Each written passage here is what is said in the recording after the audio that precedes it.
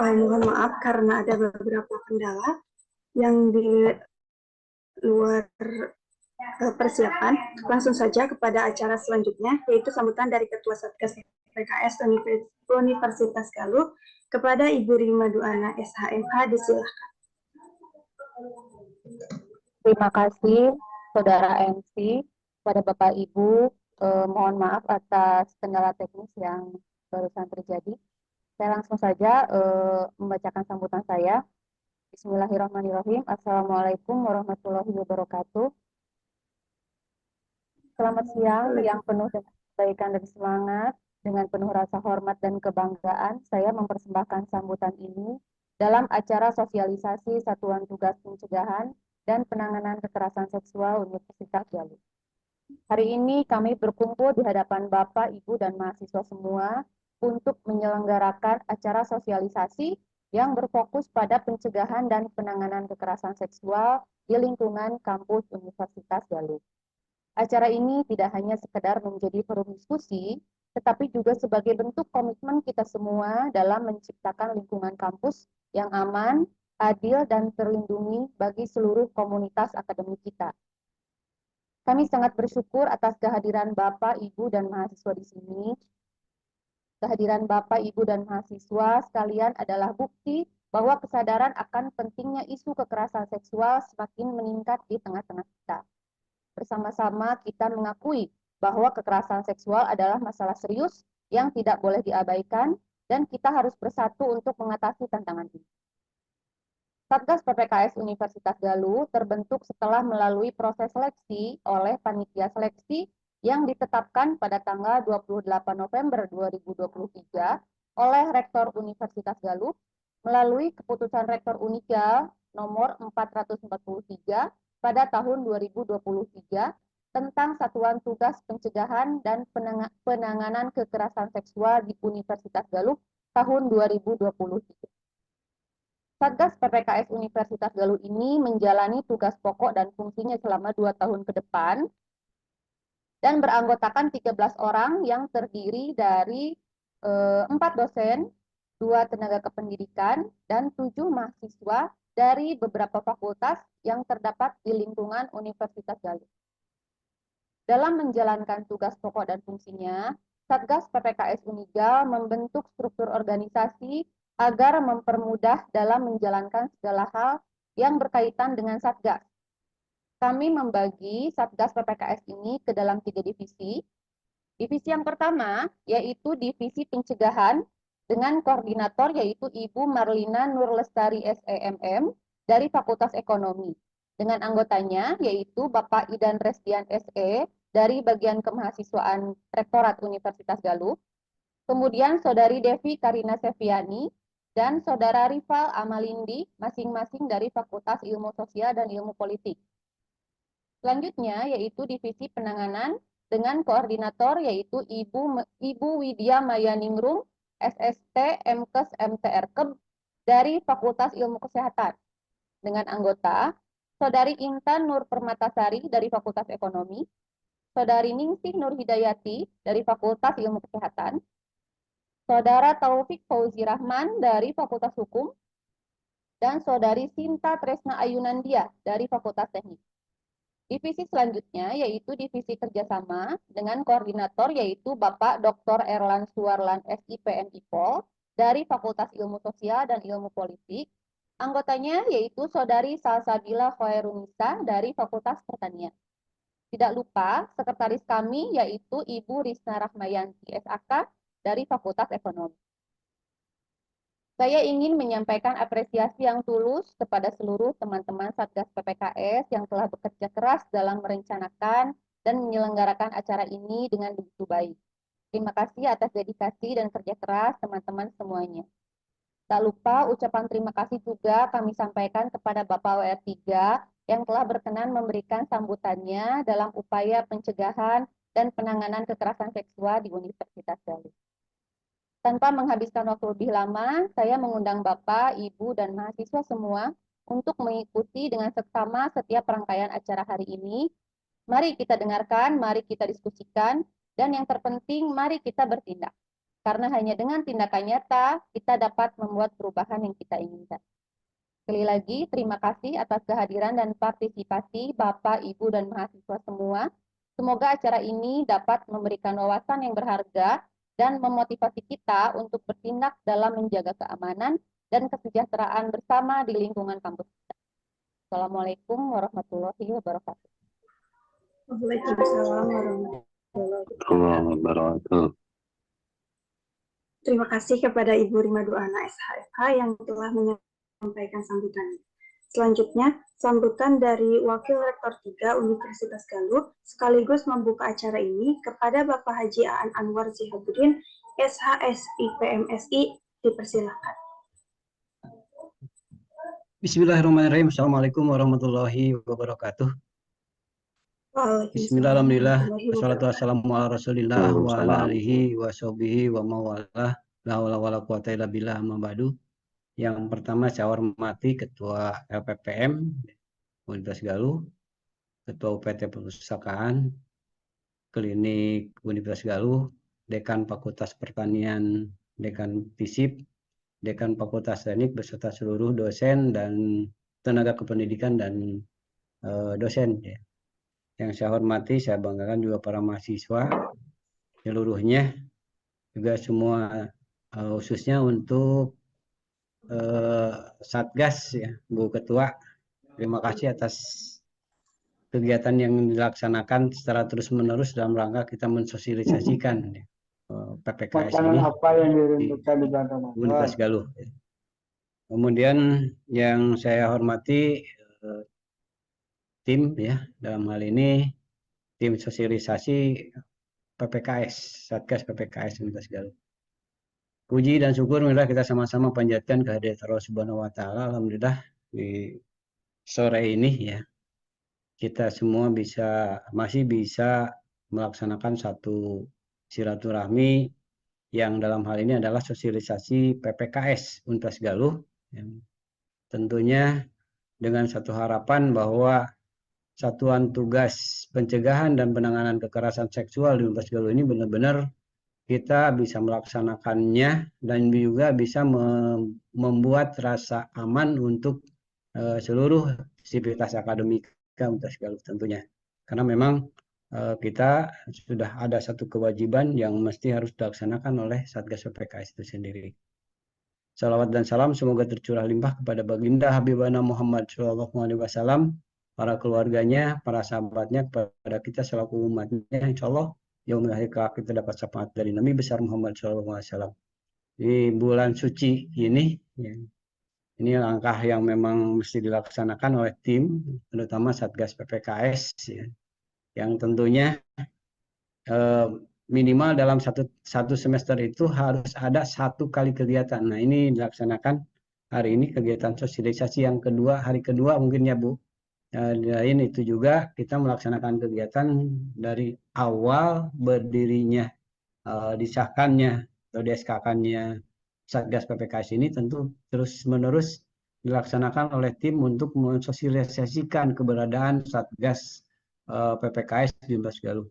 Tentu harapan kita bersama Universitas Galuh mampu menjamin untuk seluruh sivitas akademika, dosen, mahasiswa, teknik, dan seluruhnya yang berada di Universitas Galuh ini dari hal-hal yang bisa menimbulkan kekerasan dalam hal PPKS itu sendiri ya. Tentunya kita hindari itu dengan cara insya Allah hari ini disampaikan kegiatan sosialisasinya apa saja tugas dan kewajiban yang akan dilaksanakan oleh tim dari Satgas PPKS itu sendiri.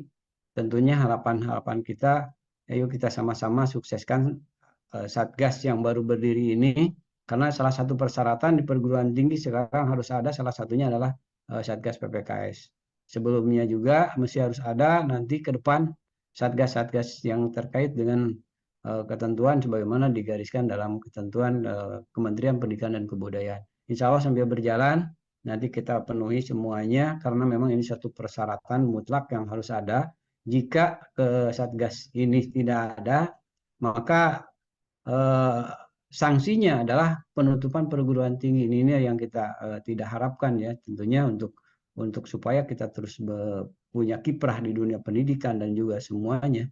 Tentu harapan kita ini satgas-satgas apa yang akan terbentuk termasuk yang Satgas PPKS ini juga mohon ada bantuan dari semua dari semua unit ya yang ada di Universitas Galuh ini dalam hal kita sama-sama melaksanakan ya ataupun dalam sama-sama kita mensukseskan dari program-program yang tercantum dalam PPKS ini. Itu ya, dan harapan dari kami ya, mohon maaf pada siang hari ini Pak Rektor tidak bisa mengikuti kegiatan, ditugaskan kepada saya. Kemarin sudah ya Pak Rektor di hari pertama, sekarang hari kedua dan besok mungkin hari ketiga ya Bu. Ya, inilah yang memang dilaksanakan mesti harus kita secara meskipun secara daring ya, insya Allah nilai dan maksud tujuan untuk kegiatan ini insya Allah bisa tercapai berdasarkan kesepakatan kita bersama. Tentunya itu ya harapan dari kami dan seiring dengan bacaan basmalah bersama-sama, Bismillahirrahmanirrahim, kegiatan sosialisasi tugas pencegahan dan penanganan kekerasan seksual Universitas Galuh atau PPKS Unigal pada hari ini, hari Selasa tanggal 19 Maret tahun 2024 bertepatan dengan bulan suci Ramadan secara resmi dibuka. Mohon maaf atas segala kekurangannya, mohon maaf bila tidak tersebutkan ya para WD, Pak WD 3 yang sudah WD 3 FISIP ya, muncul. Ya, terima kasih. Assalamualaikum warahmatullahi wabarakatuh. Waalaikumsalam warahmatullahi wabarakatuh. Terima kasih kepada Bapak Haji Aan Anwar Sihabuddin, SHSI PMSI, yang telah menyampaikan sambutan dan membuka acara sosialisasi pada hari ini. Acara selanjutnya yaitu pemaparan materi sosialisasi Satgas PPKS Universitas Galuh. Setelah itu kami akan menyampaikan link survei yang penting kepada Bapak, Ibu, dan mahasiswa untuk mengumpulkan data dan masukan dari seluruh peserta untuk perbaikan langkah-langkah ke depannya. Kepada Bapak Dr. Erlan Suwarlon, SIPM IPOL, disilakan. Atur nuhun, Neng Salsa, suara saya bisa terdengar? Bisa, Pak. Dengar, Pak. Baik. Bisa. Ya. Jelas. Siap, Pak Haji. Atur punten, Bapak Ibu, para pimpinan unit kerja, para dosen, para tenaga kependidikan, mahasiswa mundur di ke sadayana. Oke, sebelumnya saya mohon izin share terlebih dahulu.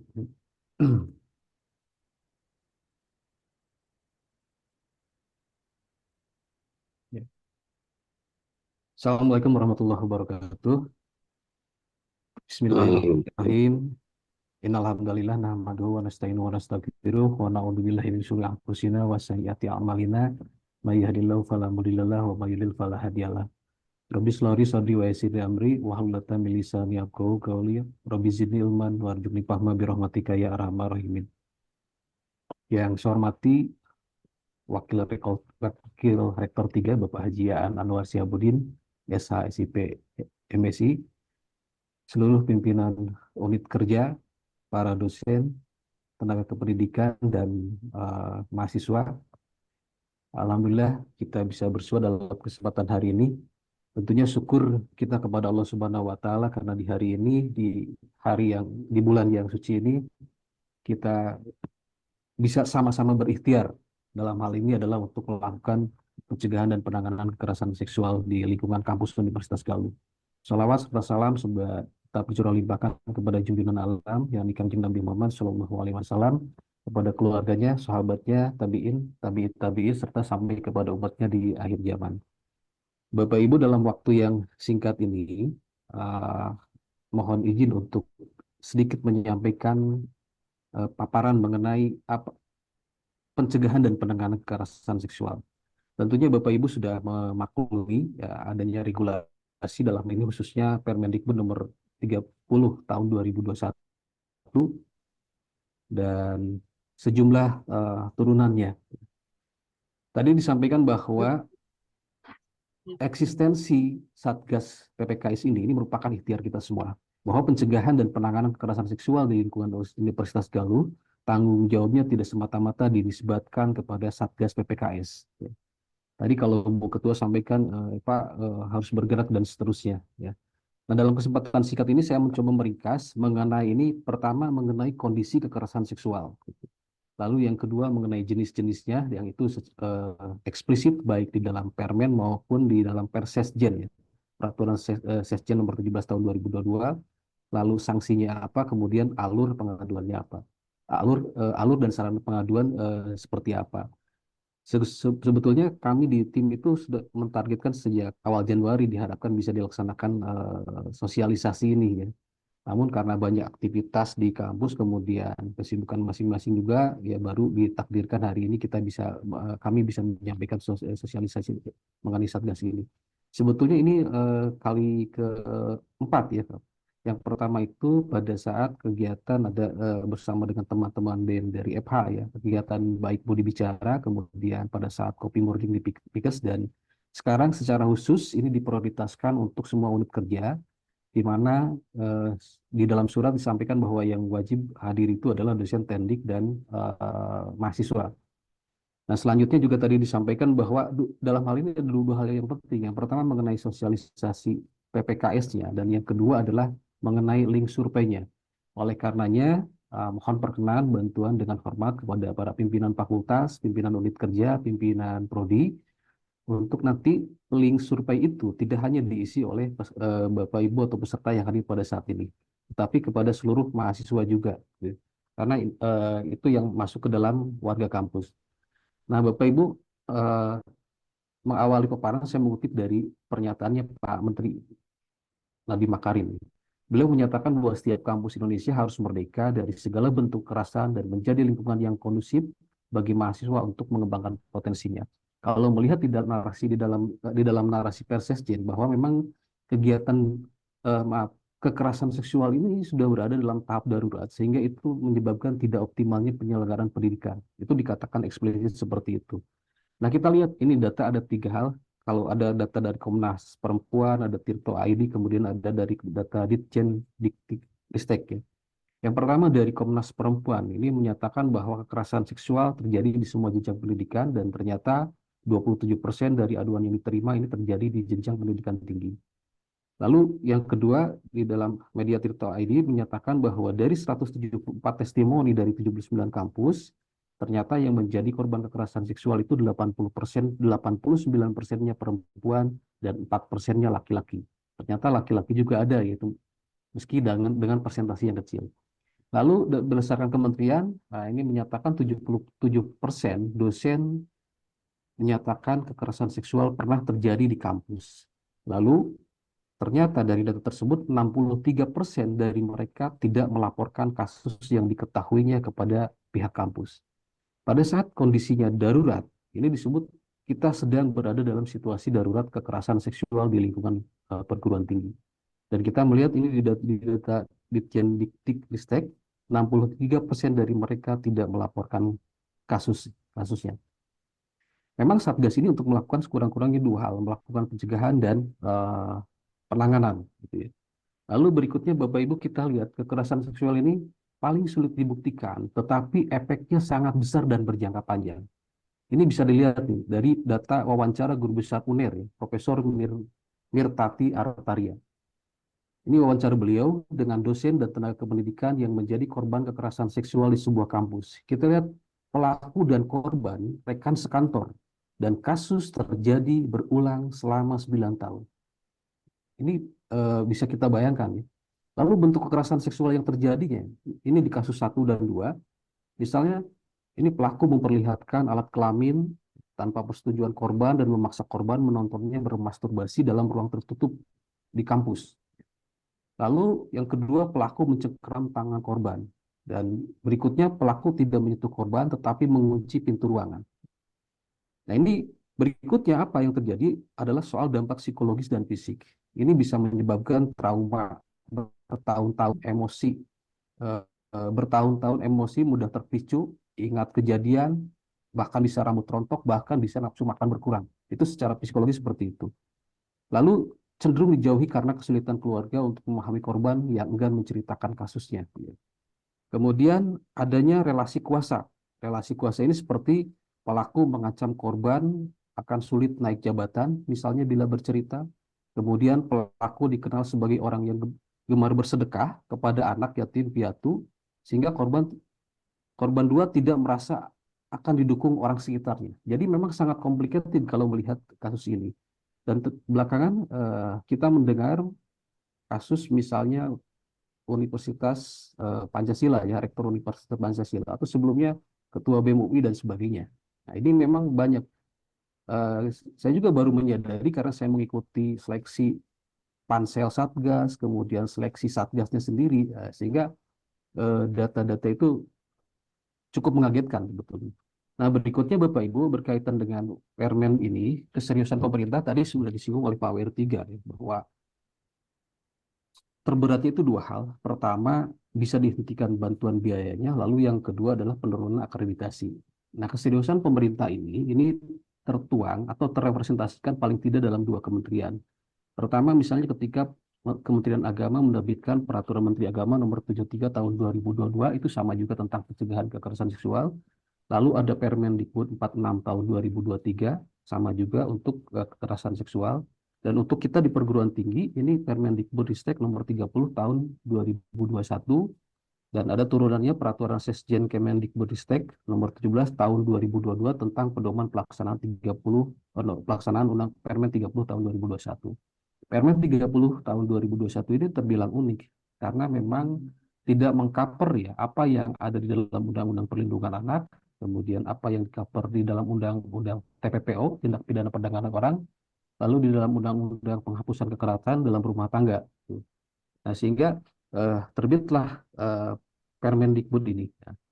Nah, berikutnya misalnya ini, termasuk ya keterbatasan di dalam KUHP. Misalnya di dalam KUHP ini tidak dapat memfasilitasi identitas korban yang tidak diatur oleh peraturan lainnya, kemudian tidak mengenali kekerasan berbasis gender, kemudian hanya mengenali bentuk perkosaan dan pencabulan, lalu rentang usia tersebut pengguna aktif media sosial, kemudian perkuliahan di kala pandemi.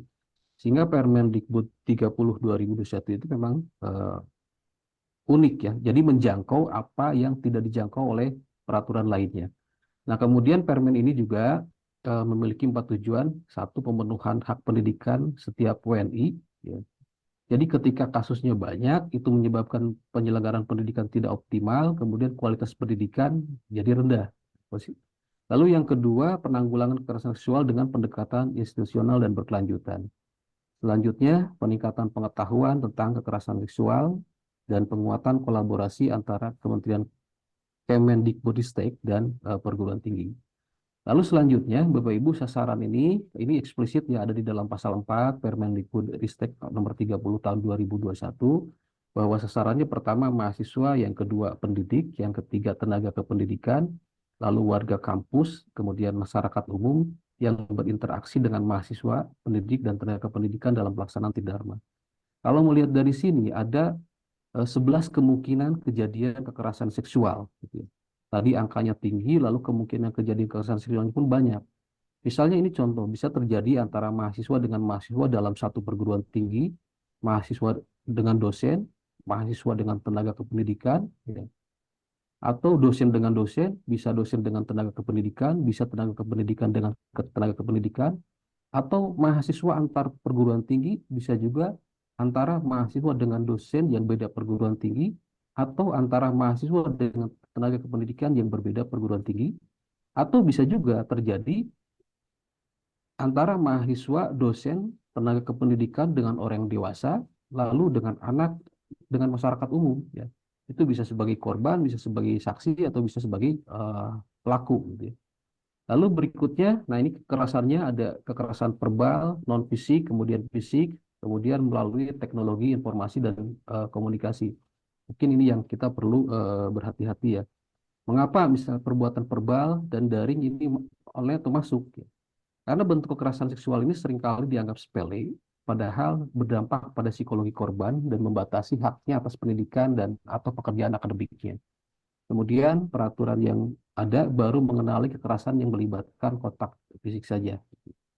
Lalu selanjutnya kita lihat definisinya. Kalau melihat definisi dari kekerasan berdasarkan Permen ini didefinisikan kekerasan seksual itu adalah setiap perbuatan merendahkan, menghina, melecehkan, atau menyerang tubuh dan atau fungsi reproduksi seseorang karena ketimpangan relasi kuasa atau gender, kemudian berakibat atau dapat berakibat penderitaan psikis dan atau fisik, termasuk yang mengganggu kesehatan reproduksi seseorang dan hilang kesempatan melaksanakan pendidikan tinggi dengan aman dan optimal.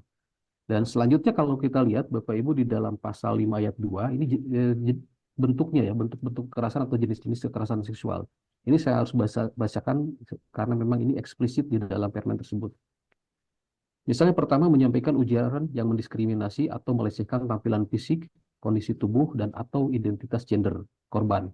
Lalu yang kedua memperlihatkan alat kelaminnya dengan sengaja tanpa persetujuan korban.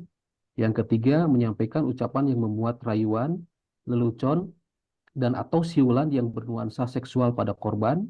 Kemudian yang keempat, menatap korban dengan nuansa seksual dan atau tidak nyaman.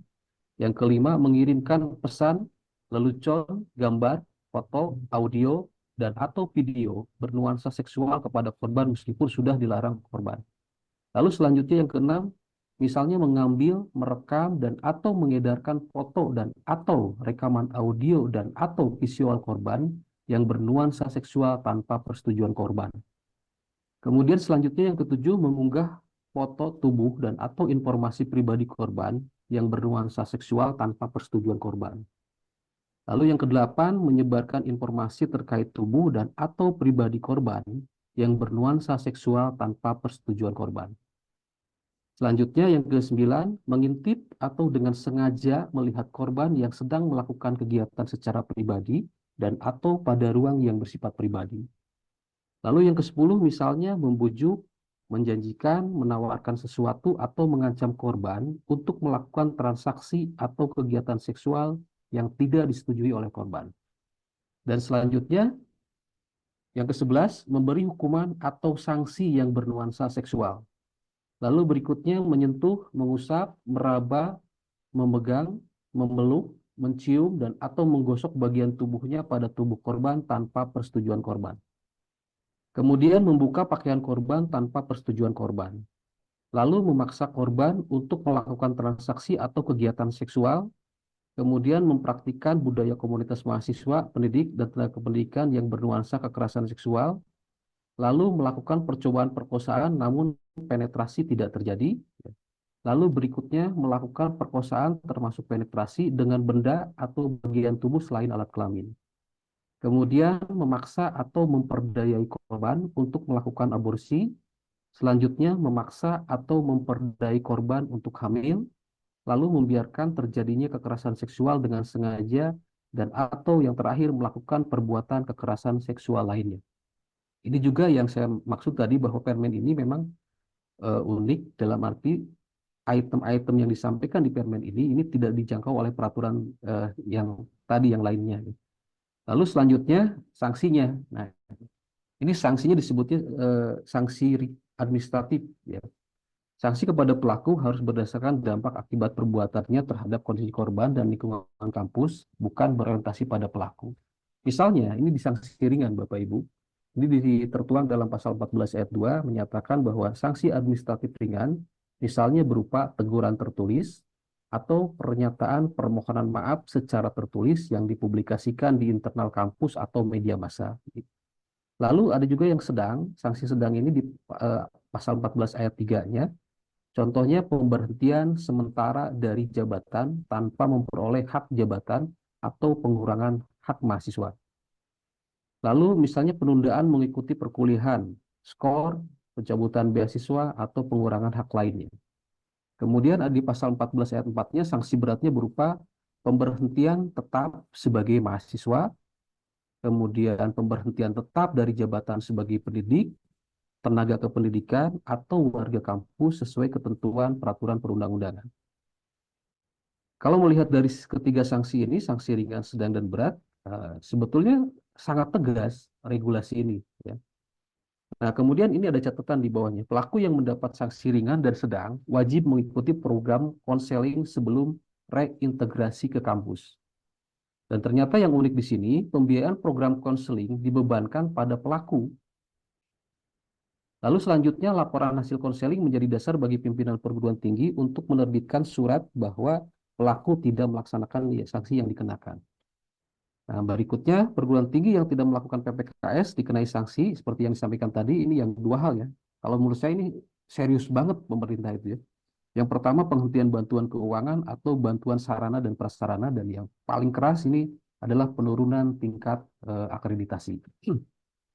Lalu selanjutnya, jika ada laporan kekerasan seksual, perguruan tinggi wajib melakukan penanganan yang meliputi 4 hal. Dalam hal ini misalnya ada pendampingan, pelindungan, pemulihan korban, dan pengenaan sanksi administratif. Di pendampingan ini ada konseling, ada layanan kesehatan, ada bimbingan sosial dan rohani, ada advokasi, ada bantuan hukum, ada pendampingan disabilitas misalnya. Lalu di pelindungan ada jaminan keberlanjutan pendidikan, pekerjaan, penyediaan rumah aman, kemudian korban atau saksi bebas dari ancaman yang berkenaan dengan kesaksian yang diberikan.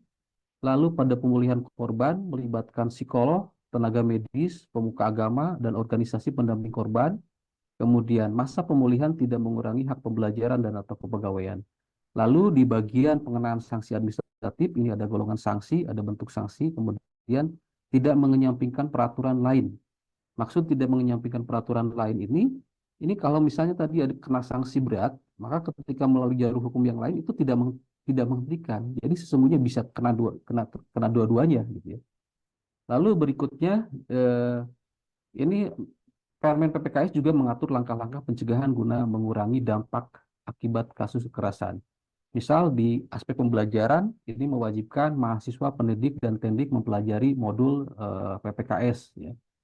Dan alhamdulillah kita sudah menyiapkan pedoman ataupun buku saku yang sudah dikerjakan oleh Satgas, tinggal menunggu pengesahan, insya Allah akan dalam secepatnya disampaikan juga.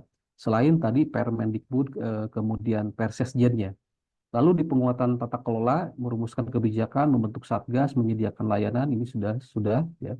Kemudian penguatan budaya komunitas, mahasiswa pendidik, tendik, mengadakan komunikasi, informasi, edukasi di kegiatan pengenalan kehidupan kampus, dan seterusnya. Karena sesungguhnya kegiatan sosialisasi itu tidak hanya ini akan terus berlanjut dengan berbagai desain dan sebagainya. Ini perlu terus dilakukan. Lalu di individu agen, ya, misalnya pembatasan pertemuan individual. Nah, kalau di Permen kita lihat pembatasan pertemuan individual itu mesti ada persetujuan ketua prodi itu. Ketika misalnya dosen ada dan mahasiswa ada berjanji bertemu di luar, itu harus dengan pengetahuan prodi dan terlebih dahulu menyampaikan permohonan izin, ya. Baik itu dilakukan oleh mahasiswa atau dosen misalnya. Nah, ini karena ada permohonan tertulis untuk mendapat persetujuan dari keprodi atau jurusan. Ya, bila pertemuan tidak bisa dihindari, dalam hal ini misalnya ketika pertemuannya di luar kampus. Lalu berikutnya mengenai Satgas di tingkat perguruan tinggi yang akan membantu rektor atau direktur melaksanakan PPKS. Ya. Ini memiliki spesifikasi sebagai berikut. Ya. Pertama, tentang edukasi tentang pencegahan, lalu ada penanganan laporan, lalu ada pemantauan dan evaluasi. Untuk edukasi tentang pencegahan, ini membantu pimpinan menyusun pedoman, dan insya Allah ini sudah selesai. Lalu mensosialisasikan pendidikan, ini hari ini termasuk yang sedang dilaksanakan. Lalu menyampaikan hasil survei pelaksanaan PPKS, ini menjadi salah satu tupoksi dari Satgas, ya harusnya tiap semester. Oleh karenanya saya ingatkan kembali, ini mohon nanti dukungan dari pimpinan fakultas, prodi, ya, untuk menyebarluaskan link survei yang nanti akan sudah dibagikan mungkin. Lalu penanganan laporan, ada tindak lanjut aduan, ada koordinasi, kemudian pemantauan dan evaluasi, melakukan survei pelaksanaan PPKS di kampus, menyampaikan laporan kegiatan PPKS. Kemudian pada wewenang, ini berkolaborasi dengan pihak internal dan eksternal kampus untuk penanganan yang baik. Kebetulan saya di divisi kerjasama itu rencananya akan melakukan kerjasama dengan instansi lain, ya, termasuk misalnya dengan kampus lain ataupun dengan pihak kepolisian, dengan KPAI dan sebagainya. Kemudian kode etik ini menjamin independensi Satgas dan kerahasiaan identitas pihak-pihak terkait, ya, dalam laporan. Ini saksi itu kode etik Satgas itu pertama itu menjamin kerahasiaan identitas, ya, baik pelapor, korban, saksi, ya. Kemudian menjamin juga keamanan, ya, sama mengenai korban, saksi dan juga pelapor, dan menjaga independensinya. Lalu saya persingkat, Bapak Ibu, ini laporan hasil MUNEP setiap semester ini harus ada banyak, ya. Pertama kegiatan pencegahan kekerasan seksual, lalu hasil survei. Kalau survei ini baru kami mulai dalam 3 hari ini.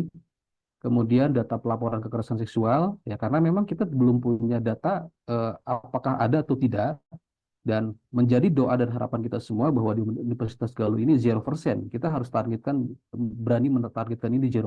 Gitu. Lalu kegiatan penanganan kekerasan seksual, kemudian kegiatan pencegahan keberulangan kekerasan seksual. Lalu di pasal 6 ini Menteri dapat sewaktu-waktu memantau dan mengevaluasi untuk kasus skala berat, kemudian kondisi korban kritis, korban berada di wilayah negara berbeda, atau melibatkan pelaku yang tugas dan kedudukannya berwenang melakukan pencegahan dan penanganan kekerasan seksual.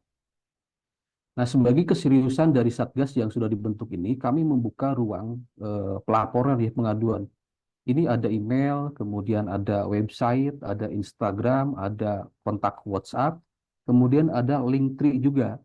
Nah, di dalam Linktree ini kalau diklik, Bapak Ibu, ini sudah lengkap, ya. Ada WhatsApp Satgas, ada form laporan, ada email Satgas, ada link survei, ada Instagram PPKS, kemudian website Satgas juga. Nah, ini diharapkan setelah mengetahui ini bisa tersosialisasikan, gitu. Lalu berikutnya terakhir Bapak Ibu, ini berkaitan dengan alur pengaduan, ya. Kalau di sini ada pelaporan langsung atau hotline bilik pengaduan, ini misalnya, ya, pada bagian atas ini bukti diverifikasi oleh tim Satgas selama lebih kurang 3 kali 24 jam. Lalu eh, Satgas melakukan rapat terbatas, ya, mendiskusikan laporan bukti kasus yang telah diverifikasi dan hasil asesmen dan kondisi penyintas. Ya. Kemudian laporan hasil verifikasi dan asesmen ini terbagi dua, nantinya ada penyelesaian etik atau penyelesaian hukum lapor pihak berwajib atau bantuan hukum, ya. Lalu tahap investigasi. Lalu ujungnya tahap laporan dan rekomendasi ke rektor, gitu. Jadi yang dilaporkan ini kan ada dua kemungkinan, apakah terbukti melakukan atau tidak terbukti. Maka kalau terbukti tadi sanksinya yang ringan, berat, sedang. Jikapun tidak terbukti, maka dia bisa dipulihkan nama baiknya. Dan pemulihan nama baik itu ditetapkan di dalam keputusan rektor. Sehingga menurut saya regulasi ini relatif cukup tegas dan adil, ya. Lalu bagian bawah, nah, asesmen juga terhadap korban ini dilakukan 3 kali 24 jam. Nanti kemungkinan dilihat apakah kondisinya darurat atau tidak darurat.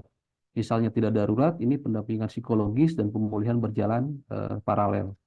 Dalam hal kondisi darurat, ini misalnya memerlukan rujukan, apakah dari medis, hukum, psikologis, rumah aman, tokoh agama, atau lembaga layanan sesuai kebutuhan. Nah, singkatnya di dalam alur pengaduan ini mulai dari tahap laporan, tahap verifikasi dan asesmen, kemudian tahap investigasi dan pendampingan, tahap rapat pleno Satgas, dan terakhir adalah tahap laporan hasil dan rekomendasi kepada rektor. Mungkin ini sepintas saja yang saya sampaikan, oleh karenanya apa yang saya sampaikan perlu dikonfirmasi ulang. Sekurang-kurangnya Bapak Ibu dan teman-teman mahasiswa membaca kembali mengenai Permendikbudristek nomor 30 tahun 2021, lalu Persesjennya nomor 17 tahun 2022, dan insya Allah nanti ada buku pedoman atau buku saku yang yang disusun oleh Satgas. Demikian yang bisa saya sampaikan. Terima kasih atas perhatian. Lebih kurang mohon maaf. Selanjutnya saya kembalikan ke moderator. Mangga, Neng Salsa.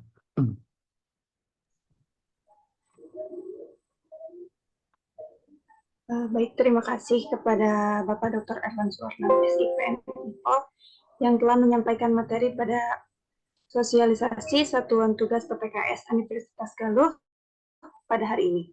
Selanjutnya memasuki sesi tanya jawab, mungkin dipersilahkan kepada Bapak, Ibu, atau rekan-rekan mahasiswa yang ingin mengajukan pertanyaan terkait sosialisasi pada hari ini, dapat melakukan raise hand atau bertanya melalui kolom chat Zoom.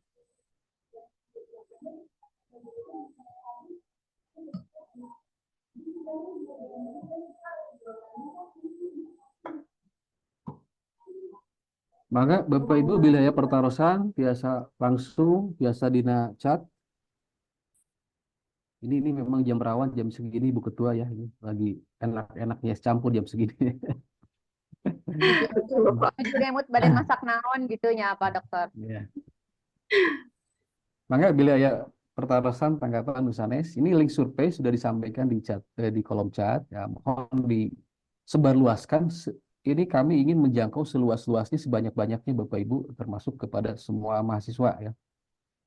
Dosen paling 3 hal, dosen, teknik dan mahasiswa. Harapan kami dalam survei ini sebetulnya inginnya total sampling gitu ya. Ya semuanya bisa mengisi ini.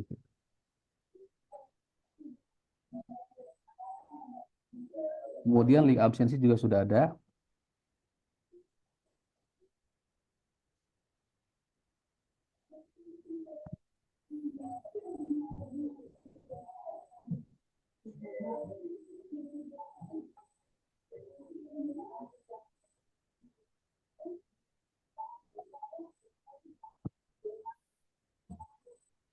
Pak Riki tadi sudah raise hand, ada yang mau ditanyakan Pak Riki? Oh siapa? Mangga.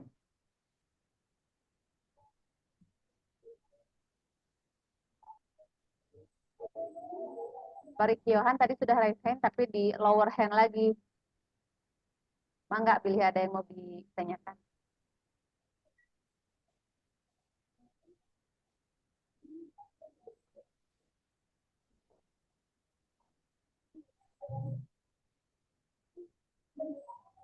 Tidak jadi sepertinya Bu Neng Salsa. Pak Riki sepertinya tidak jadi bertanya. Baik, kalau begitu jika tidak ada yang bertanya, Alhamdulillah rangkaian demi rangkaian acara sudah kita laksanakan. Sebelum memasuki agenda terakhir yakni penutupan, saya mohon izin untuk melakukan sesi dokumentasi terlebih dahulu kepada Bapak, Ibu, rekan-rekan mahasiswa semuanya yang belum mengaktifkan kamera Zoom-nya, boleh diaktifkan terlebih dahulu kameranya. Dan untuk operator meminta bantuannya untuk mengcapture dokumentasi kegiatan sosialisasi pada hari ini.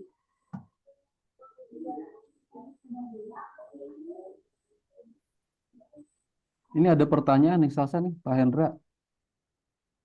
Ya, mohon izin. Ya, mangga Pak Hendra. Boleh lanjutkan. Ini pertanyaannya saya bertanya jika ada kejadian A dan B tentang kekerasan seksual terbukti bersalah maka adalah kebijakan restoratif justice atau perdamaian dua pihak sesuai hukum.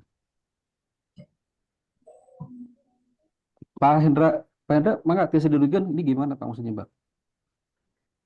Siapa izin bertanya, andaikan si A dan si B ini terbukti melakukan kekerasan seksual nih di lingkungan universitas ya, di lingkungan maupun di luar universitas mengatasnamakan universitas mereka ini terjadi dan terbukti melakukan kesalahan. Nah, andaikan permasalahan tersebut telah terbukti, adakah upaya untuk restoratif justice-nya atau enggak di lingkungan Universitas Galuh sendiri?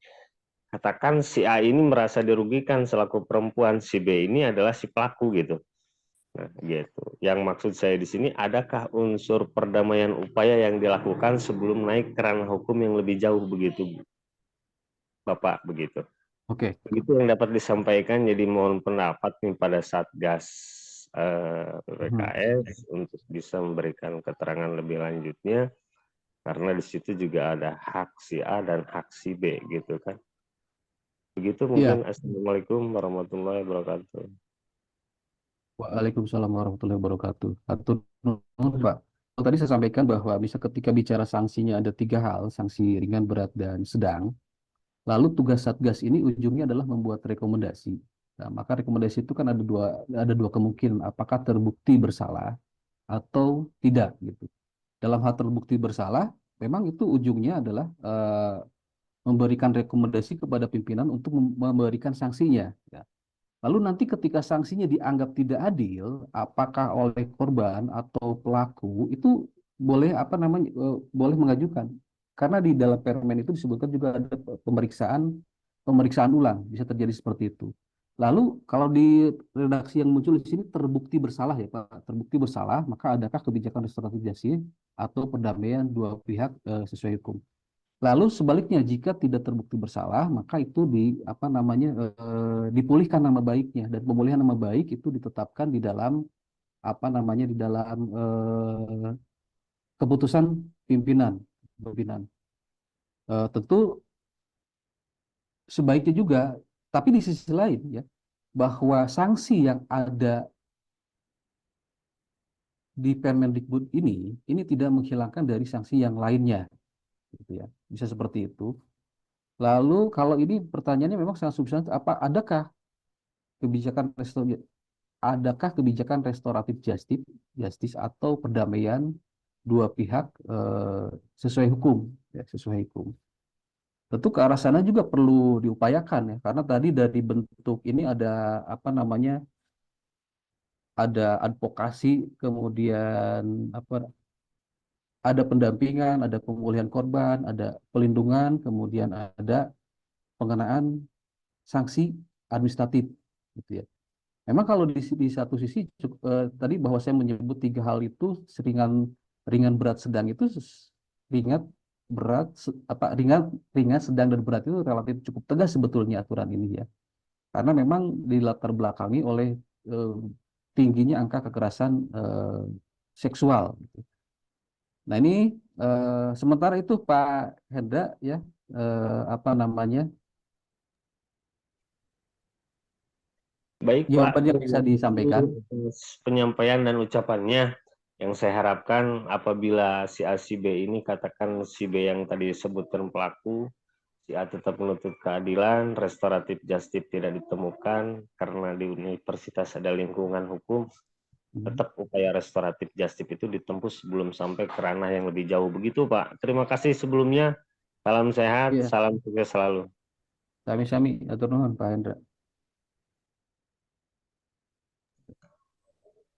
Mungkin dilanjut, apakah ada yang ingin ditanyakan kembali dari Bapak, Ibu, atau rekan-rekan mahasiswa? Cukuplah. Cekap dan asar, Dok. Cekap asar nih. Kalau begitu dilanjut ke dokumentasi kembali. Kepada Bapak Ibu yang belum mengaktifkan kameranya, dapat mengaktifkan dulu kameranya untuk melakukan sesi foto bersama. Saya komando 1, 2, 3. Lagi 1, 2, 3.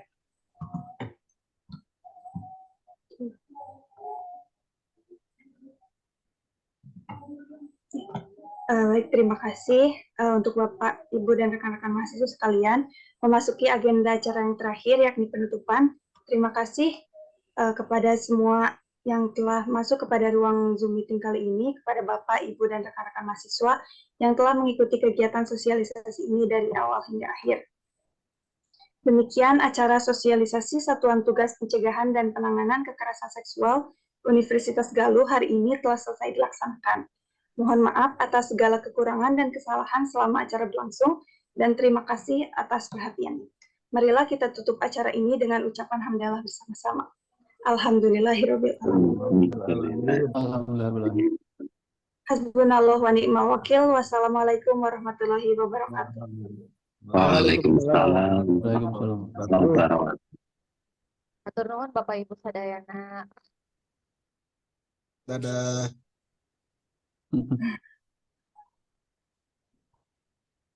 Atur nuhun Bu Ketua Widi Live ya.